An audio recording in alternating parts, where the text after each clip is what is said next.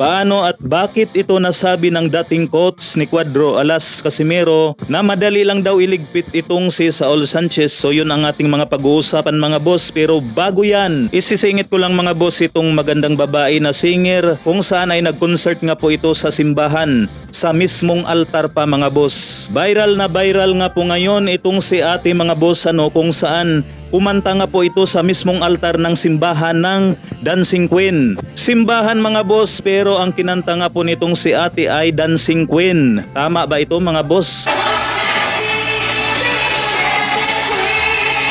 Baka kapag ako yung nakakita ng ganito mga boss, kinanta yung Dancing Queen sa altar ng simbahan, ay baka tinirador ko na itong si ate. Walang hiya Pero ito na yon mga boss, wag na nating pagtagalin pa. Dating coach ni Cuadro Alas Casimero na si Coach Nonito Donaire Sr. Kung saan ay sinabi nga po nitong batikang coach na I think is a fight ni Casimero si Sanchez. Casimero by knockout. So yan nga po mga bossing ang matinding sinabi nitong dating coach ni Cuadro Alas Casimero. At kung bakit ito nasabi ni Coach Nonito Donaire Sr. mga bossing. Syempre mga boss, dating alaga ni Coach Nonito Donaire Sr. itong si Casimero. Alam nitong si Coach Nonito Donaire Sr. mga boss na makamandag ang kamao nitong dati niyang alaga na si Casimero. Pangalawa mga boss, yung nakaraang laban nitong si Saul Sanchez kontra sa isa pa nating pambato na si RB Daniega, ay bata nga po ito ni Coach Nonito Donaire Sr. mga boss. Kaya alam na alam nitong si Coach Nonito Donaire Sr.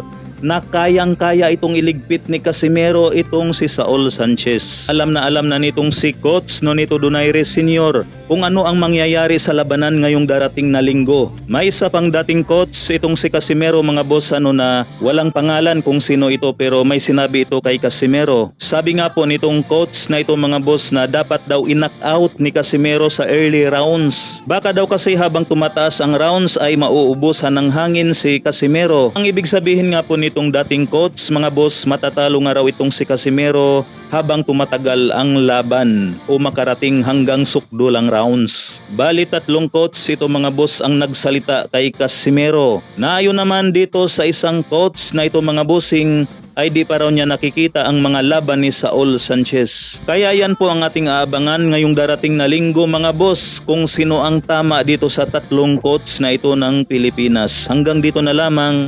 Maraming salamat po.